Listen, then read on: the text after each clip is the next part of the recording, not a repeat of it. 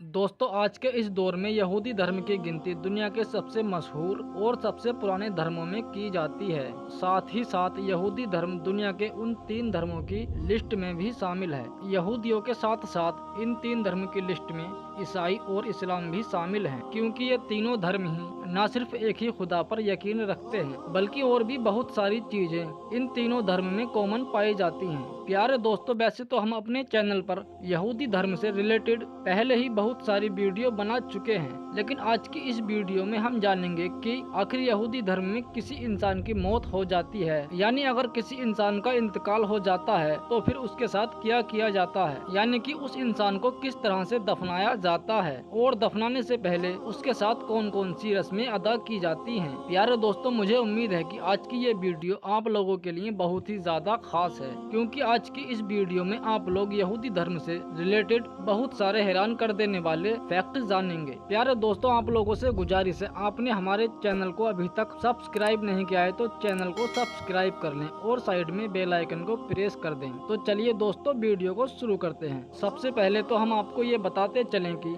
दुनिया के दूसरे धर्मों की तरह यहूदी धर्म में भी मौत को लाजिम समझा जाता है, यानी हर इंसान को मौत का मजा चखना है। ये यहूदियों का ईमान है। लेकिन प्यारे दोस्तों, किसी भी इंसान के मर जाने के बाद इस्लाम धर्म की तरह यहूदी धर्म में भी मातम करना जायज नहीं है। जब कभी यहूदी लोगों के किसी अपने प्यारे की मौत हो जाती है तो वो उसको अपने खुद का फैसला मानकर खामोश बैठ जाते हैं। दोस्तों, यहूदी धर्म में जब कभी भी किसी इंसान की मौत हो जाती है तो सबसे पहले उसकी आंखों को बंद करके उसको एक फर्श पर लेटा दिया जाता है और सफेद कपड़े के जरिए उसकी लाश को ढक दिया जाता है। इसके अलावा यहूदी लोग अपने प्यारे की लाश को एहतरामन कभी भी अकेला नहीं छोड़ते हैं और साथ ही साथ पास में बैठे हुए लोगों को खाने पीने की इजाजत नहीं होती है। यहाँ तक कि यहूदी धर्म में अपने मरे हुए इंसान की लाश के पास बैठकर पानी भी नहीं पी सकते, क्योंकि यहूदियों का ये मानना है कि मरा हुआ इंसान खाने पीने जैसा कोई भी काम नहीं कर सकता, और अगर आप अपने प्यारे की लाश के पास बैठकर ऐसा काम करेंगे जो कि आपका प्यारा नहीं कर सकता है तो यकीनन मरे हुए इंसान को तकलीफ होगी।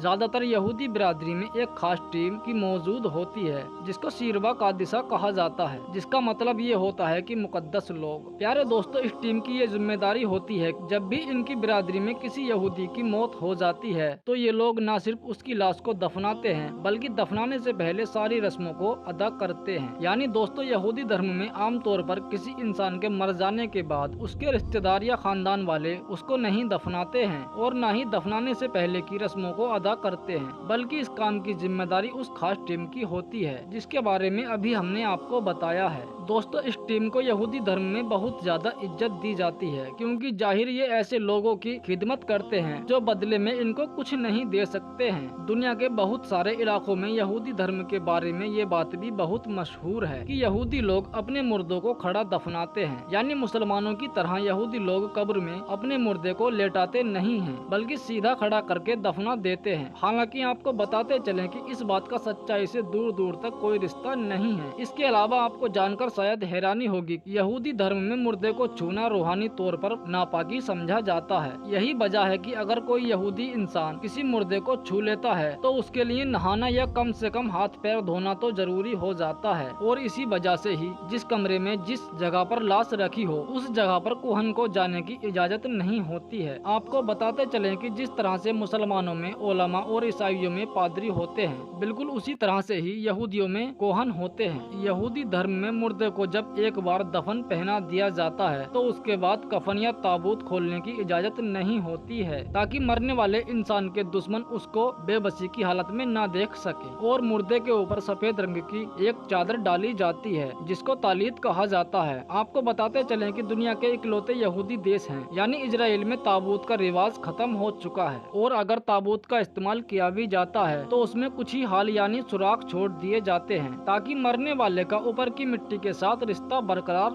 रह सके। यहूदी धर्म में एक मशहूर रस्म ये भी है कि जब किसी इंसान की मौत हो जाती है तो उसको दफनाते वक्त उसका कोई सबसे करीबी रिश्तेदार यानी बाप बेटा भाई एक हाथ में मुट्ठी भर के मिट्टी लेकर उसके कफन में डाल देता है, क्योंकि यहूदियों का ये मानना है कि मरने के बाद इंसान की पूरी बॉडी मिट्टी में मिल जाती है, इसलिए जरूरी है कि कम से कम थोड़ी सी मिट्टी तो उसके कफन में उसका कोई करीबी रिश्तेदार जरूर डाले। दोस्तों, यहूदी धर्म में लाश को हुलत करना या फिर लाश को जलाना नाजायज समझा जाता है। यानी यहूदी हर हाल में अपने मरने वाले इंसान को दफनाते ही हैं। इसके अलावा यहूदी धर्म में किसी इंसान के मरने के बाद उसकी लाश को जितना जल्दी मिट्टी में दफना दिया जाए उतना ही बेहतर समझते हैं। आप लोग अगर यहूदियों का इतिहास पढ़ोगे तो आपको मालूम चलेगा कि हमेशा से ही यहूदी लोग किसी भी इंसान की मौत के बाद उसे फौरन ही दफना दिया करते हैं। इसके पीछे कई वजह थी। एक वजह तो ये थी कि मिडिल ईस्ट की खतरनाक गर्मी की वजह से उन लोगों को ये डर सताता था कि कहीं हमारी लाश सड़ न जाए। और दोस्तों इसके अलावा एक वजह ये भी थी क्योंकि यहूदी लोगों का ये मानना था कि अगर वो मरने के बाद किसी इंसान को जल्दी नहीं दफनाएंगे तो मानो वो उसके घर वालों की बेइज्जती कर रहे हैं। आपको बताते चलें कि मरे हुए इंसान को जल्दी से जल्दी दफनाने की इस रस्म को फॉलो करने की वजह से यहूदियों के इतिहास में कई बार ऐसा हुआ है कि जब जिंदा लोगों को ही मुर्दा समझकर दफना दिया गया है। इसके बाद बहुत सारे लोगों ने तो कब्र में ही दम तोड़ दिया, जबकि बहुत सारे लोग बहुत मेहनत करने के बाद अपनी कब्र से बाहर निकलने में कामयाब हो गए थे। लेकिन दोस्तों 17वीं और 18वीं सदी में कुछ यहूदियों ने इस बड़ी परेशानी का हल इस तरह से निकाला कि उन लोगों ने एक नई तरीके का ताबूत बनाया,